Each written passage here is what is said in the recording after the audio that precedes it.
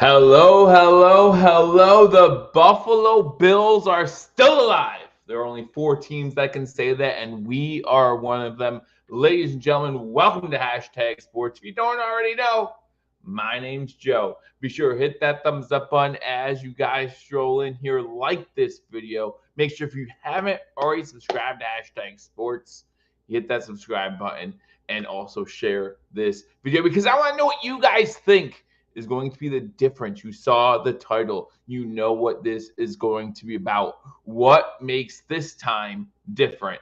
And guys, I'm not sure if the other guys are going to join me at all as I'm live for this stream tonight, but we're going to be live a lot this week, getting ready for the conference championship game between our Buffalo Bills and the Kansas City Chiefs. This will be the 8th conference championship game for the Buffalo Bills in their history. 4-3 currently in conference championship games now, but this is including the 1966 conference championship game. Remember, the Buffalo Bills lost to Kansas City for the right to play in the first ever Super Bowl. Gotta get back at him for that. And hopefully we can beat him this time. We did beat the Chiefs.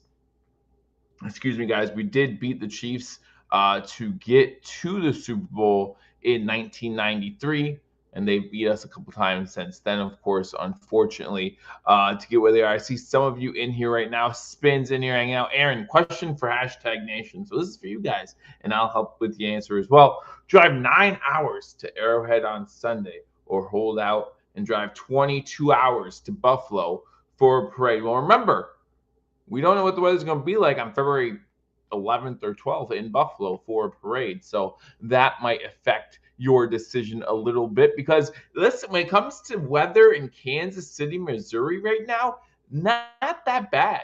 Not that bad considering the time of year it is. And it should not be a factor come Sunday for the game between the Buffalo Bills and the Kansas City Chiefs. Right now, the forecast on Sunday looks like it's going to be about 35 degrees, mid 30s in Kansas City, Missouri, also below 10-mile-per-hour winds. So these offenses should be able to move effectively, and the weather won't be as big of an impact as it was this past weekend in the divisional round games on Sunday, where the snow, the slip ball, all that was going on, and it was just hard for teams to go into their regular style offense. That should not be a problem in this game with the weather in the mid 30s, maybe even above freezing, and low wind gusts as well during the game. So we'll see what happens. Miguel comes in and says, "Do both, do both. Let's do both. Let's go to Kansas City, Missouri, 9 hours." And then, but Aaron, so you're telling me that the New Orleans trip is out of question? Is that what you're saying? You don't want to be on Bourbon Street on February 9th at 2 in the afternoon hanging out? I bet that would be a good time. I don't know if you can afford Super Bowl tickets or not, but just to hang out in New Orleans, tailgate before the game, I think that would be a great time. Brian's in here. Hey, go Bills. Glad you are here as well. Assuming Benford can play, we're hoping. We haven't had much of an injury update today on Tuesday. Normally we get the injury report tomorrow to see what's going on with Benford with the concussion protocol. Where is he along that process? Hopefully he can play. See what's going on with Rapp. How is that hip injury holding out? We did hear that he was day to day. He did finish the series after he got that hip injury and then was carted off after the series from the sideline to the locker room. So there is a little bit of reason for concern there. Another concern that many people are not talking about right now is Matt Milano. We saw Matt Milano come out of the game late, and Coach McDermott unable to provide an update on him either. So not sure what to expect out of him. We did see Teron Johnson get a little banged up in the game as well, but he came back. So he should be good to go. So I'm looking at Teron Johnson saying he should be good to go. I'm looking at Taylor Rapp and Benford saying they both should be good to go. I don't know what's going on with Milano, and I haven't heard anything. You guys let me know if you've heard anything at all. Aaron says, for costs, yeah, New Orleans out of the question. Tasty or Buffalo, want to celebrate with you all, want to support the boys if I can. And Aaron, a great way to celebrate is hanging out right here on Hashtag Sports. You know that I'll be live starting at 5:30 this Sunday for the game between the Buffalo Bills and the Kansas City Chiefs. We'll also, I go back and forth on this, guys. You let me know in the comment section. Do you want me to go live for the Super Bowl? Listen, my reactions are going to be crazy. You might not understand half the words coming out of my mouth half the time, but it's up to you guys. It's up to Hashtag Nation. Man, you got to win the mega millions to afford to go to the Super Bowl, at least for any decent seats. But again, what if you just go for the tailgate experience, right? If you just go for the tailgate experience, get a hotel room with a big screen TV, have a couple friends over, have a couple, drinks in the hotel. I think that would be worth the experience because you go to New Orleans. I don't know if you guys have ever been to New Orleans. I was there one time, and it was a crazy, the whole thing was a great experience, and it's been a while. So I went down in 2005, down to Mississippi, New Orleans to help with Katrina relief. And obviously during those times, it was very it wasn't the party scene. Obviously, there were other concerns at that time, but we were still taken care of when we were down there. We ate great. We had a good time. The people there were so amazing and so welcoming. So it was a good time to see that. Tune into live reactions, Hashtag Sports next Sunday. Absolutely, it's going to see a grown man cry. You well. I will have Spin come on here, and you'll see him cry. I'll wait till I don't get emotional during these games. I'm not crying. You're crying. You're crying. But you probably will see me shed a tear or two if the Buffalo Bills just so happen to beat the Kansas City Chiefs and make it to the Super Bowl one more time. Again, guys, that's what I want to talk about. I want to, we've been here before. We know this story, right? We've seen it all before. The Buffalo Bills going to Kansas City again to play the Kansas City Chiefs in the playoffs. Before we get into that, I do want to talk about the Buffalo Bills playoff record all time: 42 games, 21-21. So this game was decided for above 500, or if we dip below 500 all time for the Buffalo Bills. Like I said, the 8th conference championship coming up. If we lose, we drop to 4-4. If we win, go to 5-3 overall. But yeah, last year we lose to the Kansas City Chiefs in our place. We lose to them at our place in the divisional round. 3 years ago, 2021 playoffs, we lose in Kansas City, and then in 2020, we all remember 13 seconds. Sorry, that wasn't 13 seconds. That was the AFC. The 2021 playoffs was the 13 seconds. 2020, the AFC Championship game where we lose there. I have faith in our Bills this year. We are going all the way this year. Why? What's different? What is different? The Kansas City Chiefs still have Patrick Mahomes. They still have Andy Reid. They still have Travis Kelce. They still have Isaiah Pacheco. What is going to be different about this year that wasn't the same about last year? I have a couple things. I like to see Rex says about 2 seconds before the Gamecast. Love your energy. Hey, I appreciate that. And I appreciate you hanging out with us every single week. But what is different this season compared to seasons prior? We've lost the Chiefs 3 of the last 5 years in the playoffs. Why are we going to beat the Kansas City Chiefs this season? And I do want to start off by sharing a little bit of the box score from last year's game. Right, last year's game against the Kansas City Chiefs, where the Buffalo Bills did lose. Let me try to pull it up here real quick for you, and we can look at some of the things that maybe we're not going to see. I do want to make sure we talk about something that's very important when it comes to this game, and that's turnover differential. I think that we talk about Kansas City not turning the ball over in so many games in a row now. I think it's 8-9 games in a row since they've had a turnover, but they also don't get too many turnovers, which is a big thing too. The Kansas City Chiefs, I think, have had 8 turnovers this whole season. Like, they've gotten 8 turnovers this whole season. So their turnover differential is not that great compared to the Buffalo Bills. I'll show you it here in a second. Where am I? Turnover differential. Where is that? There we go. So you see here, I have highlighted the Kansas City Chiefs, only a +6 turnover differential. Yeah, 14 total turnovers, giveaways, but only 20 takeaways, 13 interceptions, 7 fumbles. So they have not taken the ball away nearly as much as the Buffalo Bills. As you look here, 32 takeaways for the Buffalo Bills. And this is just the regular season, guys. This is not including the postseason. And the Buffalo Bills have only given the ball away 8 times. I think that is going to be a huge factor as well and play a huge role into this game. Remember, Josh Allen went 7 weeks to start the season before he threw his first interception. It was an amazing time to see Josh Allen grow as a quarterback over this season compared to other seasons. Compared to other seasons where he has led the league in interceptions, where he has become this turnover machine, as some people call him, and people are just waiting for him to turn the ball over again and again and again. And it hasn't happened yet. But as Paul alluded to not too long ago, that has to still be in our minds. James Cook had a fumbling problem. And some would say James Cook still has a fumbling problem. However, this season, it hasn't reared its ugly head yet. And that's something that we can be happy about, that this season it hasn't reared its ugly head yet, that we have not seen James Cook, have issues with the turnovers. The line has moved. The line moved from 1.5 to 2. What does Vegas know? Not much. They also thought that Baltimore was going to beat us. So I'm not looking too much into that. It's not as much about what Vegas knows. It's about where the money is going, right?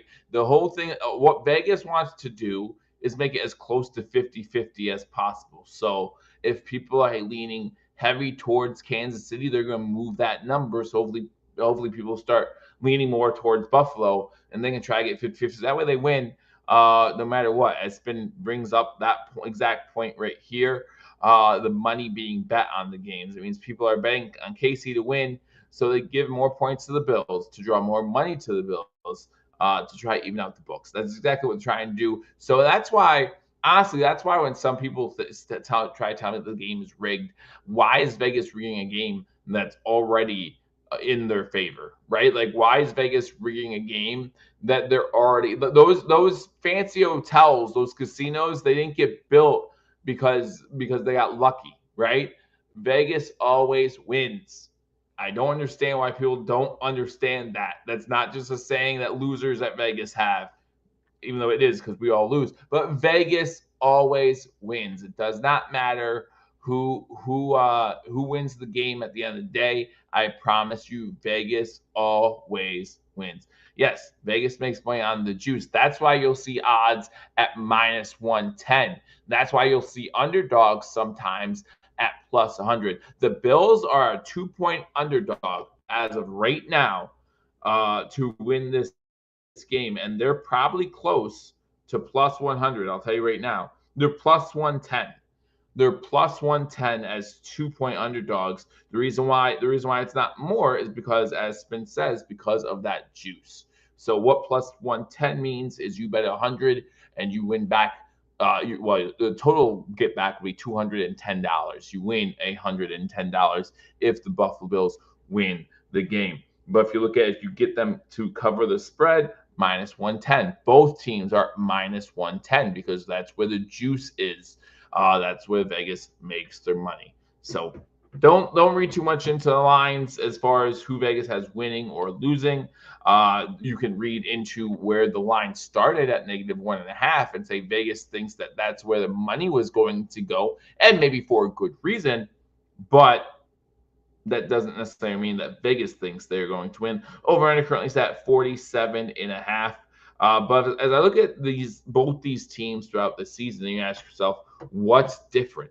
James Cook had a Pro Bowl season last year, so we can't necessarily say now different formations, right? They've run a lot of different formations. They've run Joe Anderson out there to play the fullback at times, which I think has worked out great for the Buffalo Bills. I know some people in this chat included who joined me on Sunday were sick and tired of seeing those 1st and 10 runs. It seemed like in the second half of that game, the Bills were getting kind of predictable with the way they were running the ball and what they were doing on offense. And that is not something that you can afford to do against the Kansas City Chiefs.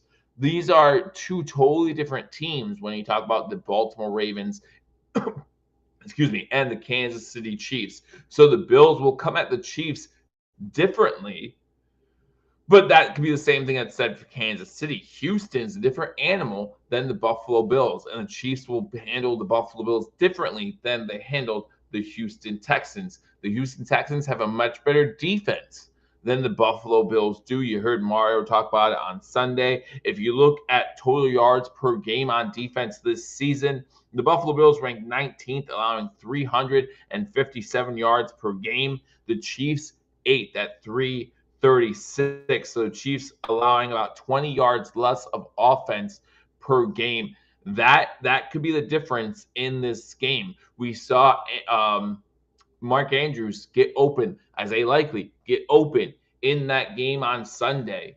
They have a tight end in Kansas City who was open a lot on Saturday. And if the Bills do that, that's going to be a problem. Now, again, I see this game being called a lot differently on defense. Maybe instead of Matt Milano shadowing Patrick Mahomes, he's in coverage against Mark Andrews. And I think that is a decent matchup for the Buffalo Bills. Barrow line play has helped Cook as well. I don't disagree, but there was no issues with the O-line last year either, right? The Buffalo Bills have been very fortunate to not have significant injuries on their offensive line pretty much for back-to-back seasons.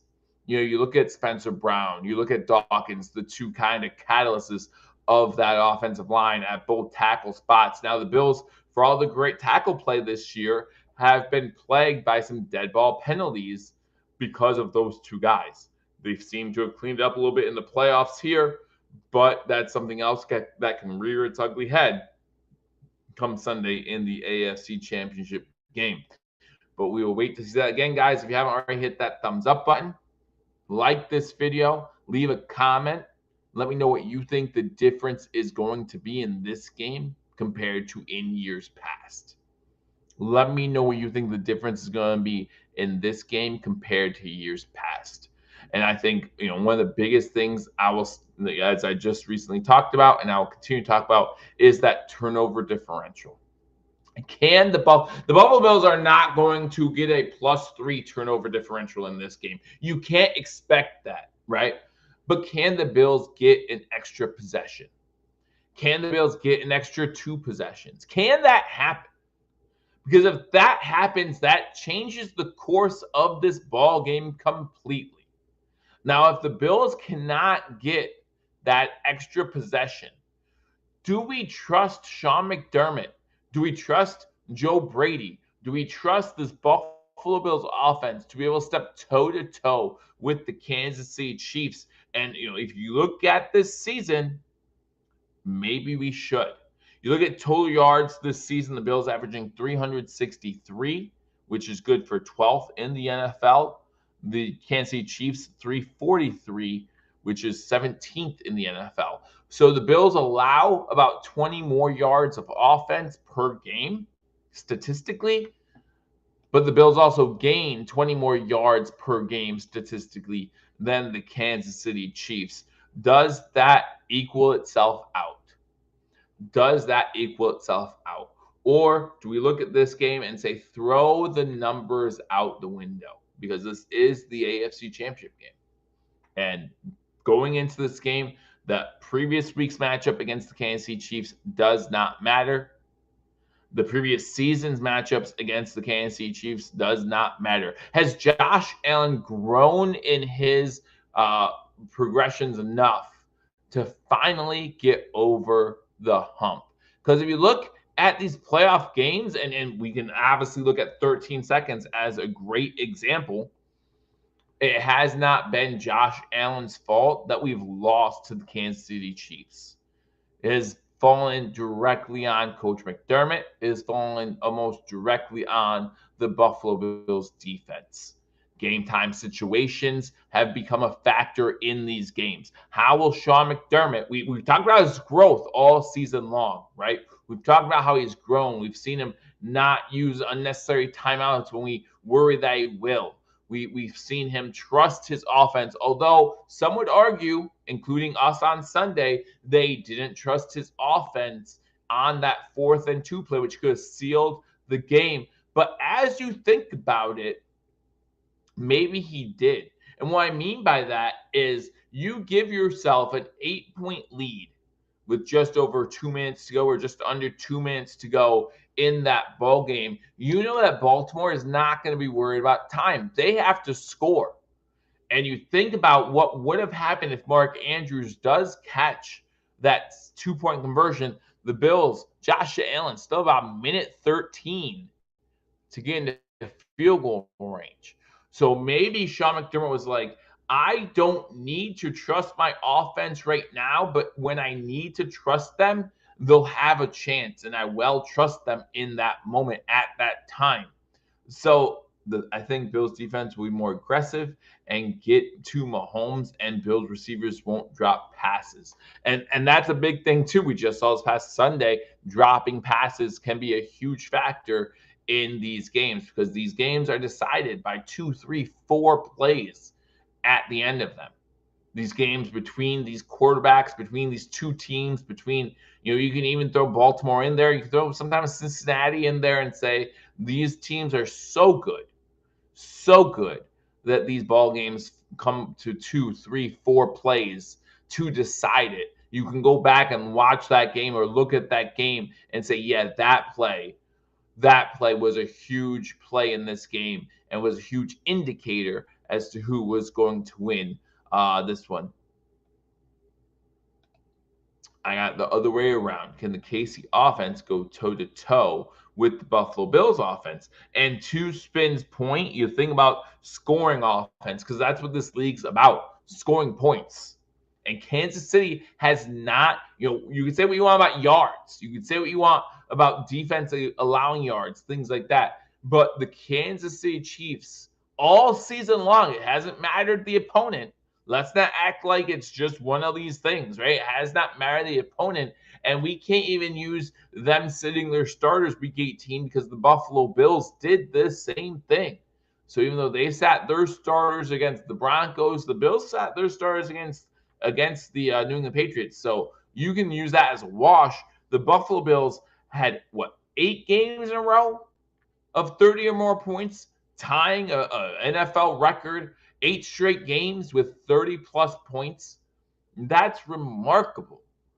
That's remarkable. So you look at this Buffalo Bills offense, second in the league in points scored per game, only behind the Detroit Lions.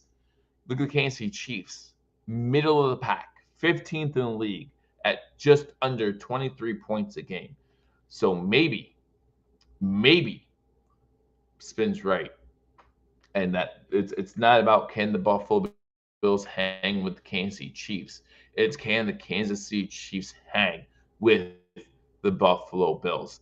Dan Fouts says, I think on the 4th and 2 play, we was messed up by Cook, because if he gets over and blocks the corner, Allen is in the end zone. You mean the 3rd down and 2 play before the 4th down and 2 play? The 3rd down and 2 play, and then we side kick the field goal.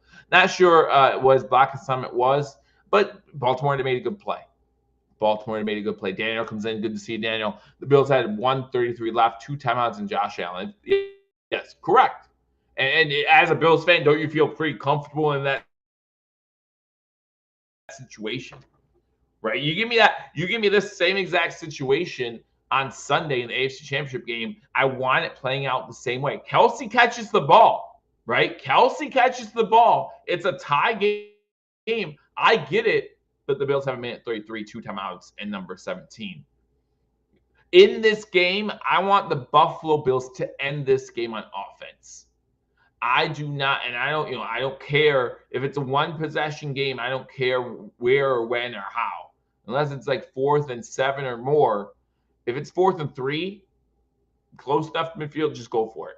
I want the Buffalo Bills to end this game on offense, be aggressive and pressure Mahomes.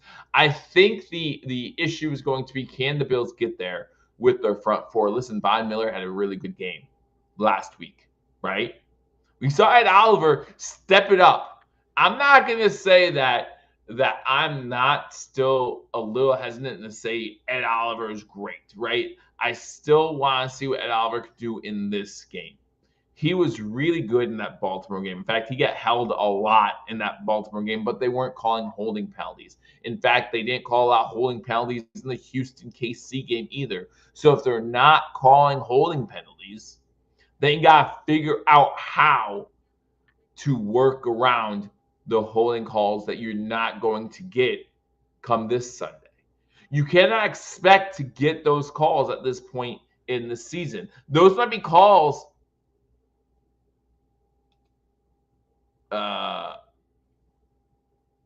Andrews catches the ball in that call. No, I'm saying the Chiefs, when we play the Chiefs in the same situation, Kelsey's gonna catch that ball.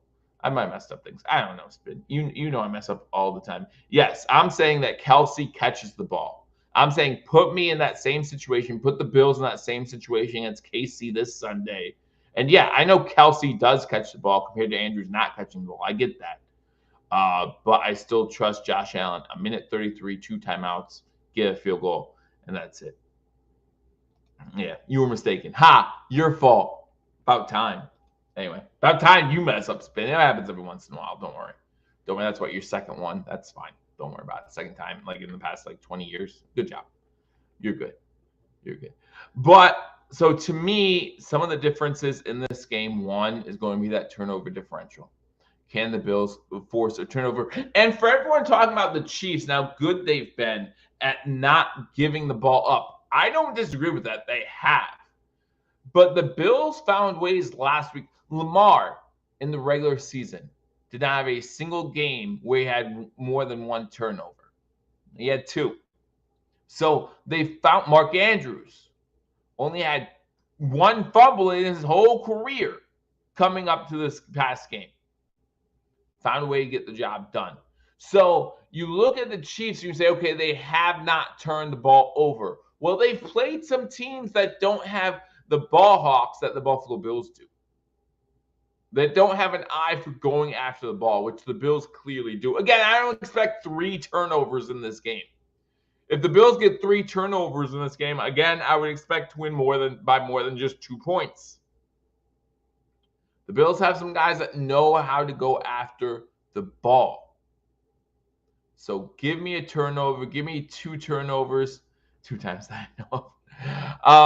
Give me 1 turnover. Give me 2 turnovers. I think that'll be enough to get the job done. Josh Allen, your job is still to protect the football. James Cook, your job is still to protect the football. Again, weather conditions will not be as bad in Kansas City this week. Above freezing, less than 10-mile-per-hour winds. I expect the over to hit because these 2 offenses should be able to run at full speed. Go at full speed and not have any issues. So I expect the over to hit. I expect a high-scoring game between these 2 offenses. Might take some time to feel each other out, sure. It's a chess match. We all know that. But I expect a high-scoring game. Another thing that I think is a little bit different in this matchup is Khalil Shakir. Think about, and we had Khalil Shakir last year. I get that. But I think the trust between Shakir and Allen has improved throughout the season, and it started last season, right? It started last season. And I'm still on the fence. And I know #Nation, you're going to help me out here. I'm still on the fence as to whether or not having a main guy is a good thing or a bad thing in a game like this. Like, who is that go-to guy? And some of us will say, and I this is why I'm struggling figuring it out. If you don't have a main guy that's good against a guy like Steve Spagnuolo, because Steve Spagnuolo is awesome at taking away your number 1 target for the most part. We saw Nico Collins. Nico Collins is a special animal. But we've seen in years past with Stephon Diggs, even go back to that 13-second game, it was Gabe Davis who was killing the KC Chiefs, had 4 touchdowns in that game, not Stephon Diggs. So Spags does a great job taking out your number one target. Well, if the Bills don't have a true number one, who is he going to focus on? And that could be a good thing, but that could also be a bad thing because you don't have to necessarily double A when you don't do anything special, you don't do anything different. You can run your defense how you've been doing it all season. So who's the guy for the Buffalo Bills this week that steps up and says, I'm the guy this week? Is it Dalton Kincaid? The Chiefs have had their own problems guarding tight ends this season. Like, it's been a problem for the Kansas City Chiefs to guard tight ends. And I've documented it quite a few times throughout the season when you talk about razor sharp picks with Ryan. In fact, don't be surprised to see either Kincaid or Knox, or maybe even both in some capacity in my parlays this week, because the Kansas City Chiefs haven't had success against tight ends this season either. This game should be Samuel and Ty Johnson. Ty Johnson, has been a huge factor in some of these games. Talk about, 2 weeks ago against Denver, that 20-something yard reception in the back of the end zone that Josh Allen just threw a dart, and he's able to stay inbounds, not go into the back of the end zone, not get out of the back of the end zone until he has firm control. I think in this game, it's better not to have a true number one and spread the ball around.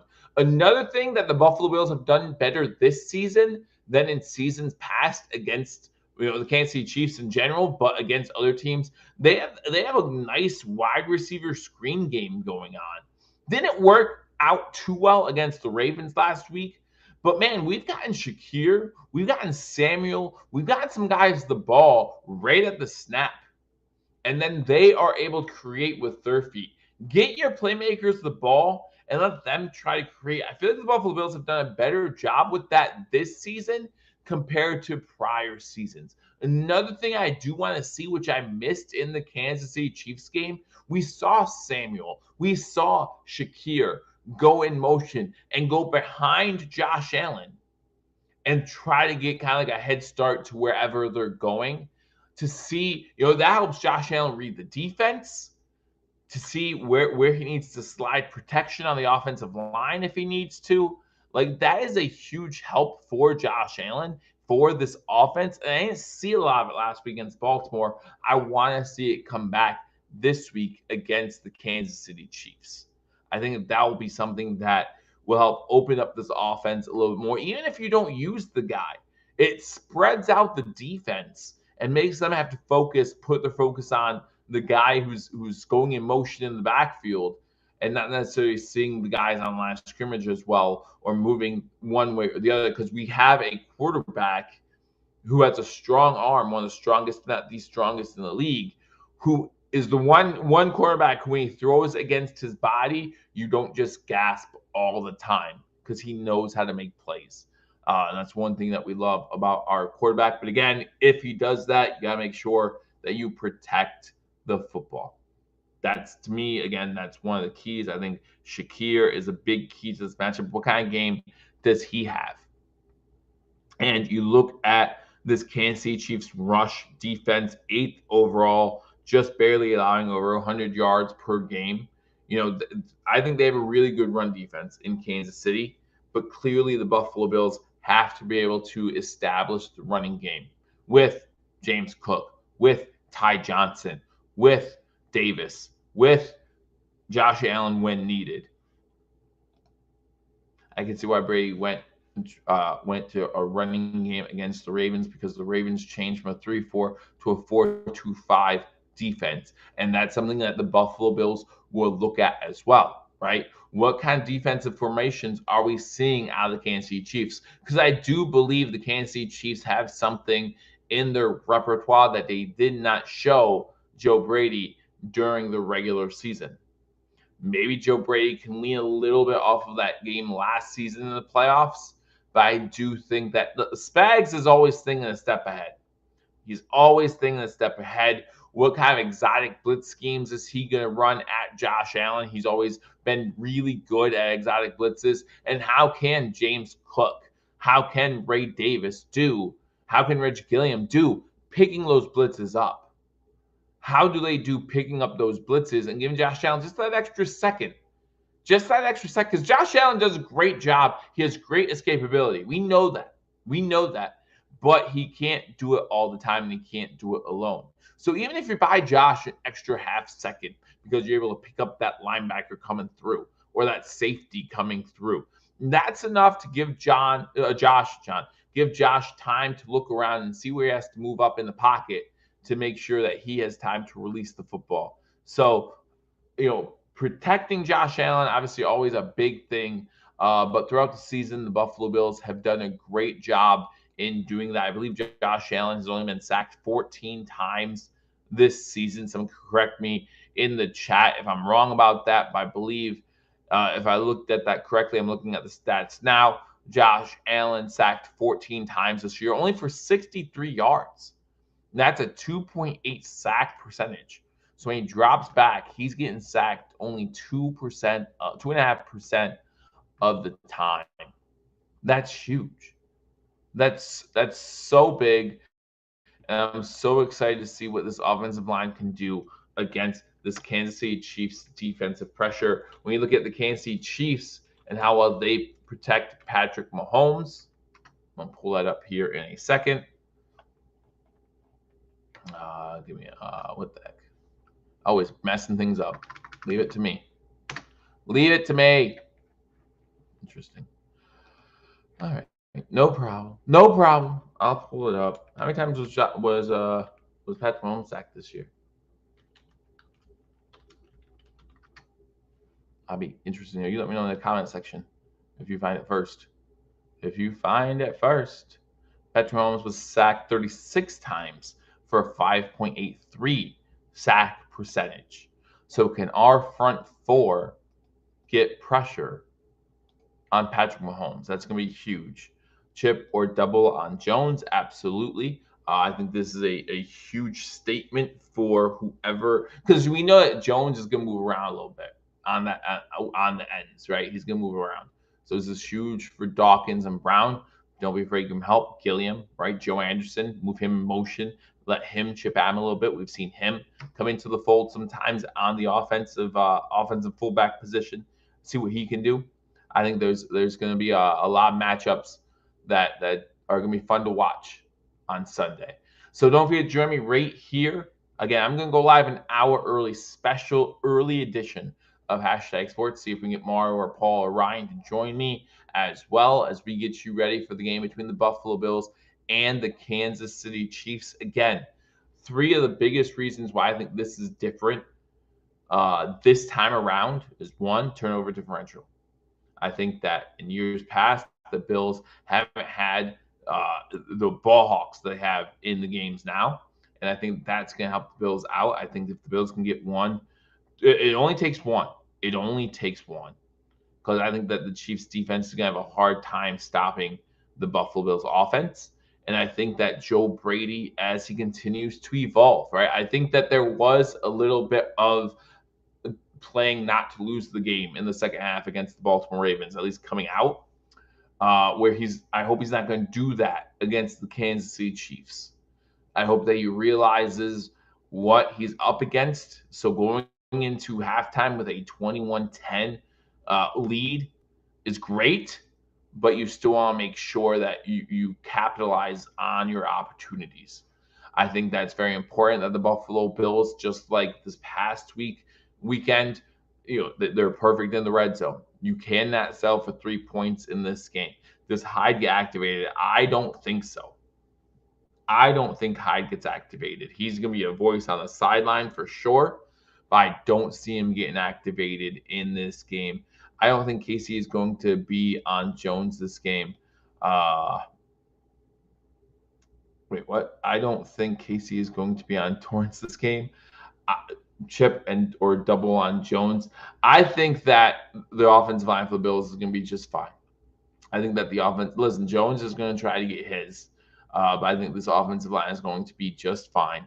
They've proven it all season long, including that game against the Chiefs. I do think that Spags has some things drawn up, and it's going to be interesting to see how Brady combats that, what Josh Allen can do, and how our running backs can hopefully pick up these blitzes, because it's gonna be interesting at times to see how they can hold that up. Hyde is not playing no matter what, according to McDermott. Spin says, I have not seen McDermott's press conferences since after I think yesterday I saw one. But other than that, I haven't seen anything from today. Hopefully we get an injury report tomorrow, and hopefully things look better on the injury report. Hyde is just for consulting. He is not going to play. And yeah, I mean, when you sign someone that late in the season to the practice squad who hasn't played all year long, that's what you're going to get. I'm sure it's nice to have him in the building, though. I'm sure it's nice to have him in the building. I like those wide receiver screens. I think that the Bills should utilize those a little bit more, especially if you get one of your two wide receivers between Samuel and Shakir in motion before the snap. Make the defense move around a little bit. You know, we talk about Spags running exotic blitzes. Well, a good way to stop those blitzes is by running some quick screen passes, getting the ball out of Josh Allen's hands quickly. You know, we've heard for the past couple of weeks now, you know, someone compared these three teams, the Ravens, the Chiefs, the Bills, rock, paper, scissors, right? Baltimore matches up well against Buffalo. Buffalo matches up well against Kansas City. Kansas City matches up well against Baltimore. You know, it's just a circle. Well, we're going to see that. We're going to see if that's true. Because for the past 5 years, the Bills have had no issues beating Kansas City in the regular season, whether that game be in Kansas City or in Buffalo. But they haven't gotten the job done in the playoffs. Is this the year? I think it is, and I've given you my reasons why. Tight end play will play huge. Wide receiver screens, turnover differential. I think all these things lead to a Buffalo. And we can talk about the front four for Buffalo playing much better over the past few weeks. Again, I need Ed Oliver to have another big game in this one. He needs to play like the guy that the Buffalo Bills paid him to be. Because last year against Kansas City in the playoffs, did not play up to his potential. He needs to be able to do that in this game. If the Buffalo Bills want a chance to win, because the Bills need to be able to get pressure on Mahomes with just their front four, and also keep in the pocket. And the back end of this defense needs to know that Mahomes is never giving up on a play. So until the whistle blows, don't stop. Keep after it. Haven't seen much of it with Healthy Girls saying we should go deep early once or twice to keep them honest. If we have time, and again, that's something that the run game and the quick screens can help set up. That's something the run game and the quick screen game can set up, because we've seen it a few times with Shakir, and depending on your deep ball preference, we've seen it a few times. Maybe not later in the season as it's gotten colder, but Kansas City knows that Josh Allen's not afraid to throw the ball. They know that. So we'll see what happens Sunday, guys. Again, we're going to be live probably a few more times this week. So if you're not already subscribed to Hashtag Sports, be sure to do that. Obviously, schedules dictate things. So you know that Ryan and I will go live for Razor Sharp Picks probably on Friday once again this week to let you know who we have winning the Eagles-Commanders game. Let me know who you have winning that matchup. And also letting you know who we have winning this matchup between our Buffalo Bills and the Kansas City Chiefs, giving you our parlays and letting you know how we're doing. Only 2 weeks left, guys.